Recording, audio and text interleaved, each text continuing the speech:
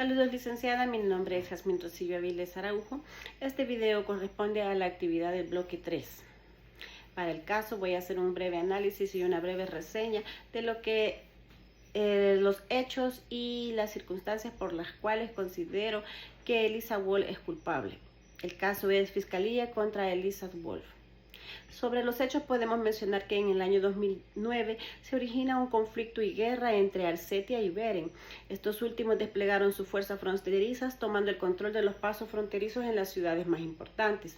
Civiles alcetianos forman el Frente para la Liberación de Alcetia como oposición a la Fuerza Armada de Beren, generando una migración masiva hacia Yolante con el fin de huir de las zonas de conflicto. Su clima no favorable y el deterioro de las vías dañadas causan la muerte de muchos desplazados.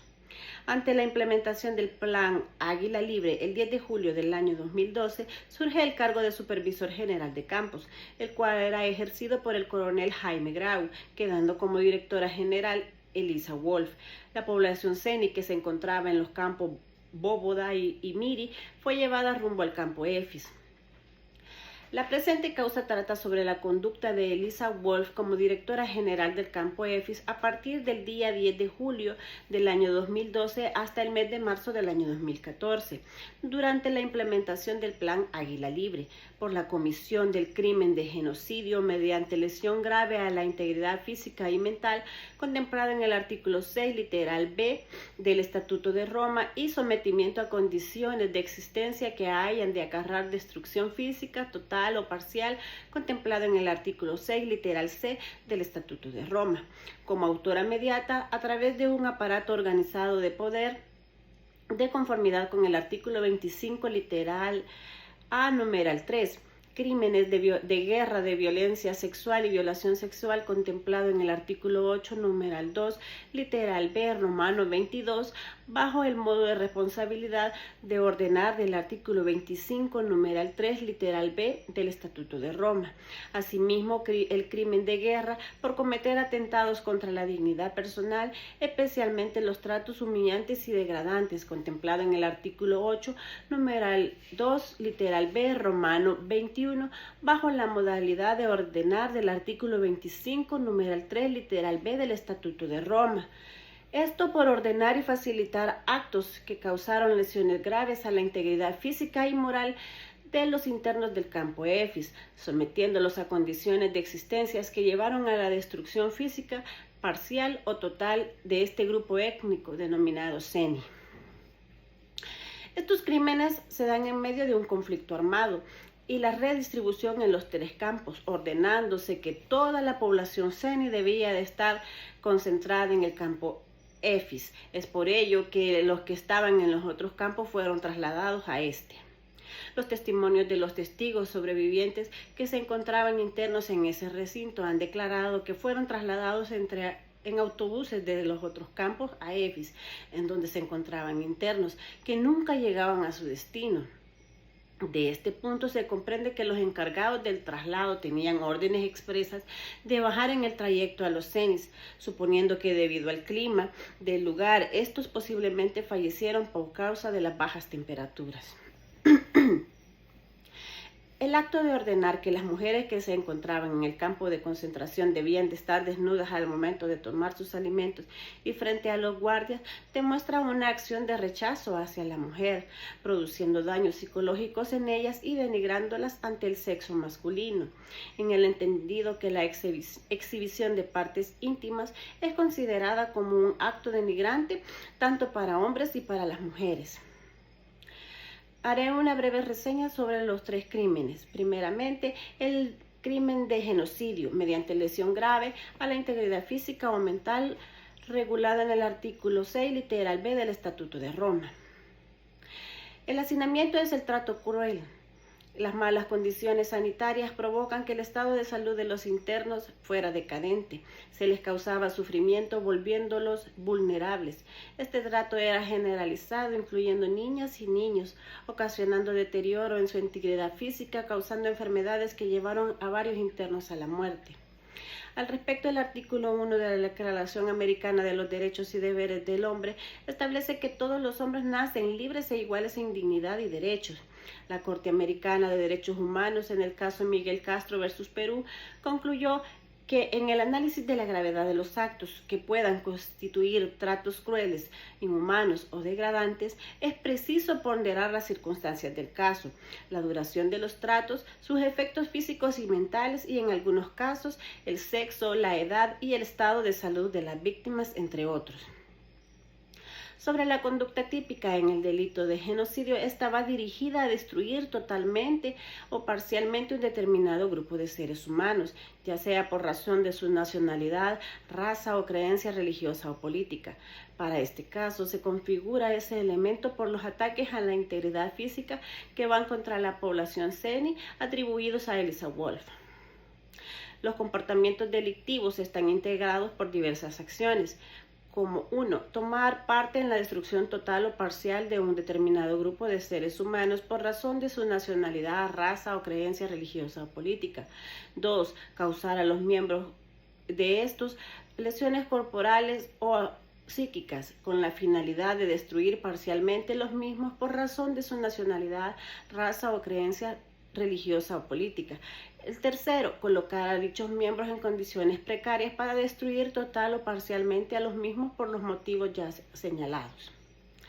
El elemento subjetivo de este delito para establecer la culpabilidad es que se da con dolo.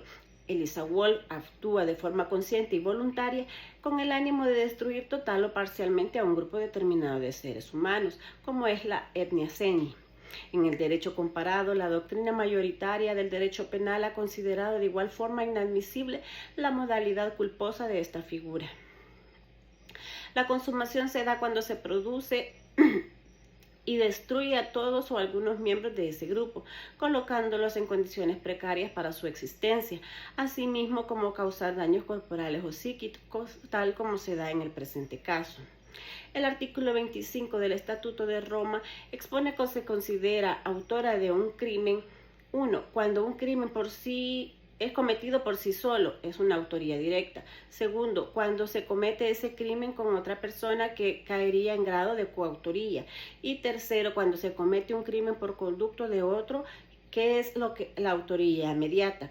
Si bien los autores directos son quienes ejecutan físicamente los elementos de los crímenes, los autores mediatos ejercen control sobre el crimen mediante el control de los actos de los autores directos. En estos casos, los autores directos son instrumentos utilizados para la comisión de los crímenes.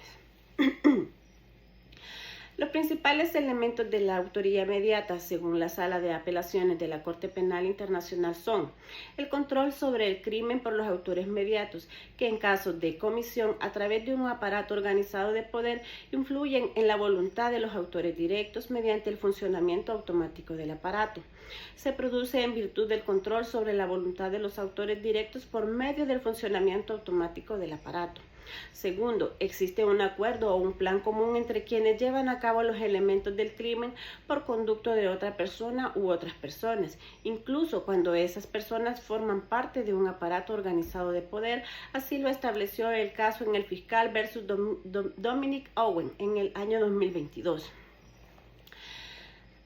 Sobre el crimen de guerra, de violencia sexual y violación sexual regulado en el artículo 8, numeral 2, literal B, romano 22 del Estatuto de Roma, el ente acusador aduce que Elisa Wolf sometió a más de una persona a tratos humillantes o degradantes, atentando de diversas formas contra su dignidad y autonomía personal. La exposición de personas desnudas es una humillación.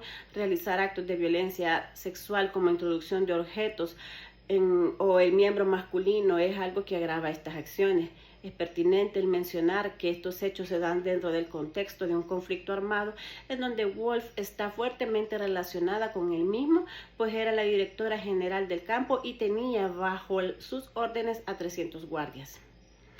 El ejercicio de la autonomía sexual es fundamental para que una conducta sexual sea legítima.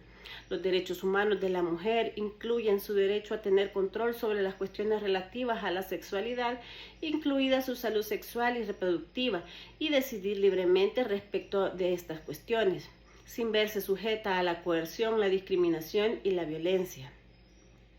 Existe una incapacidad, en este caso, por parte de las víctimas debido a que no pueden ejercer su autonomía sexual. Actos de esta índole causan graves dolores y sufrimientos físicos y emocionales para algunos expertos en derecho. Este tipo de acciones contra la persona podrían ser considerados como tortura debido a los motivos que generan estos actos, como discriminación sexual o de género, por pertenecer a un grupo étnico de los cenis. Asimismo, las normas del derecho internacional sobre derechos humanos exponen la relevancia que se le debe de dar a este tipo de delitos, ya que los estudios sobre los daños físicos y psicológicos causados por la violación y la violencia sexual afirman que estos son graves y duraderos. Con respecto al tercer crimen, que es el crimen de guerra de cometer atentados contra la dignidad personal, el Convenio de Ginebra establece una serie de normas en derecho humanitario sobre las guerras a nivel internacional. Asimismo, el artículo 8 del Estatuto de Roma define los crímenes de guerra como infracciones graves del referido convenio. Uno de los objetivos fundamentales del derecho internacional humanitario es la protección de la población civil, ya que estos no pueden ser objetos de ataques militares. Elisa Wolf, bajo el mando del campamento EFIS, toma a los miembros del grupo étnico ceni como prisioneros de guerra ante el avance de las tropas de Beren en territorio alsatiano, volviéndola responsable de este crimen de guerra que violentó la dignidad personal de los cenis.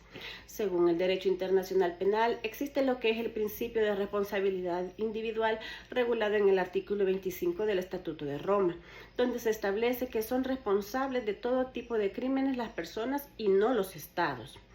Analizadas pues todas las evidencias presentadas por el ente fiscal, así como la defensa, quien ha tratado de desacreditar el testimonio de los testigos, toda la prueba que ha presentado Fiscalía, como Corte, pues considero que las evidencias presentadas en este caso demuestran de manera irrefutable y sin probable duda la participación de Elisa Wolf en los crímenes de guerra cometidos contra la humanidad en Alsetia.